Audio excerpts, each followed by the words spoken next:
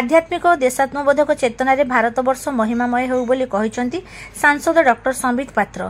नीलगिरी 4 गणेश गुरुजी आयोजित 25तम गणपति महोत्सव रे मुख्य अतिथि भाव जोगदे डॉक्टर पात्र ओडिशार एही सर्वपुरातन गणपति और महोत्सवर विकास पई सरकार प्रतिश्रुतिबद्ध और पुरी बासिंदा तथा वयोज्येष्ठଙ୍କ श्रीमंदिर प्रवेश और दर्शन पई स्वतंत्र व्यवस्था हेबो बोली से मतव्यक्त करथिले।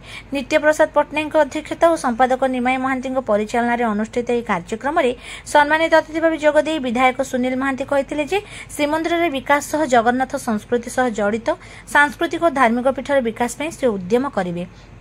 एथिर अन्यतम अतिथि भाव श्रीमंदिर विशिष्ट दैतापति नवकिशोर पति महापात्र, श्रीमंदिर परिचालना कमिटी सदस्य मधुसूदन सिंघारी, जिला संस्कृति अधिकारी हेमंत कुमार बेहेरा, जिला स्वास्थ्य अधिकारी अशोक मिश्र, वरिष्ठ सेवायत तलुछ नीलकंठ महापात्र, जितेन्द्र महापात्र, रविनारायण दास और बलभद्र महांती जोग देइथिले।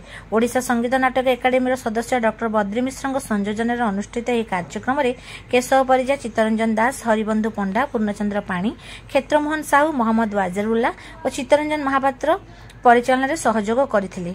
पुरी डांस एकाडेमी पक्षरु सांस्कृतिक कार्यक्रम को संचालन करथिले भरत नायक।